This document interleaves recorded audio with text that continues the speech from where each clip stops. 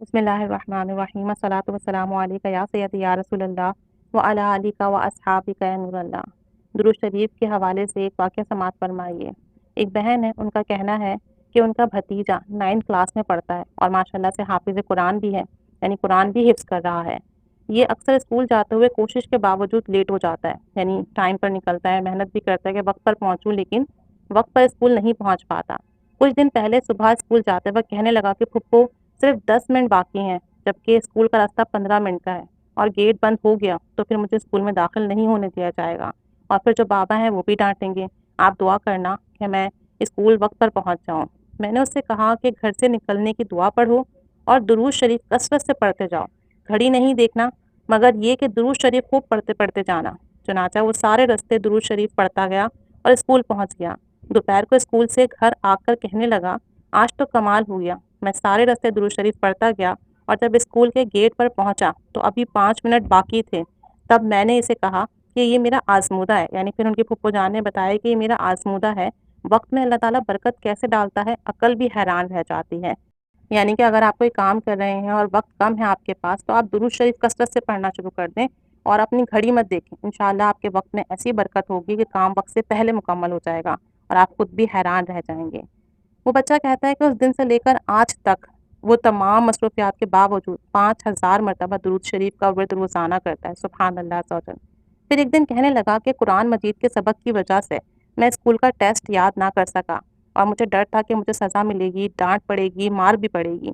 کہنے لگا کہ میں نے اسکول میں کلاس میں بیٹھے بیٹھے ہی درود شریف پڑھنا شروع کر دیا۔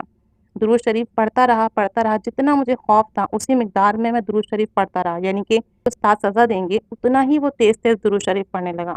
کہتا ہے کہ یقین جانیے ایسا ہوا کہ میرے استاد صاحب سب کا ٹیسٹ لے رہے تھے، سب کا سبق باری باری سن رہے تھے، اور جب میرے پاس آئے تو ایسے گزر گئے جیسے کہ میں کلاس میں ہوں ہی نہیں، اور یہ سب کچھ درود شریف کی برکت سے ہوا۔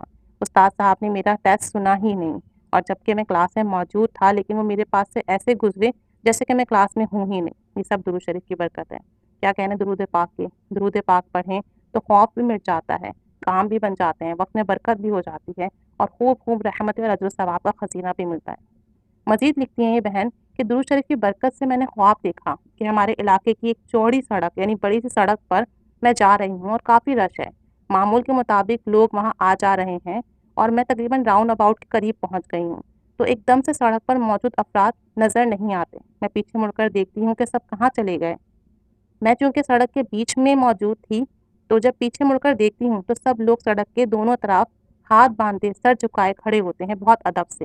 اچانک ہر طرف سے پھول ہی پھول کھل اٹھتے ہیں، اور سڑک کی ایک جانب چند چھوٹی بچیاں سفید لباس میں ہاتھ میں ڈف لیے کھڑی ہوتی ہیں، ساتھ پڑھ رہی ہوتی ہیں، آئے سرکار مدینہ لائے انوار مدینہ۔ پھر مجھے یکدم احساس ہوتا ہے کہ میرے دائیں جانب نبی کریم صلی اللہ علیہ وآلہ وسلم تشریف لائے ہیں، اور جیسے مجھے اشارہ فرما رہے ہوتے ہیں کہ میرے پیچھے پیچھے آؤ، تمہارے گھر، یعنی اپنے گھر کی طرف، یعنی آپ صلی اللہ علیہ وسلم ہمارے گھر تشریف لے کر جا رہے ہیں۔ میں تیزی سے آپ صلی اللہ علیہ وآلہ وسلم کے قدم مبارک کے پیچھے چلنے لگتی ہوں۔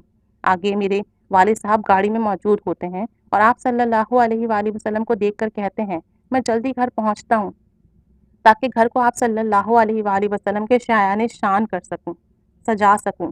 اتنے میں آپ صلی اللہ علیہ وسلم مجھ سے آگے آگے چلتے ہوئے ہمارے گھر کی جانب مڑ جاتے ہیں، اور پھر میری آنکھ کھل جاتی ہے۔ کتنا مبارک خواب ہے۔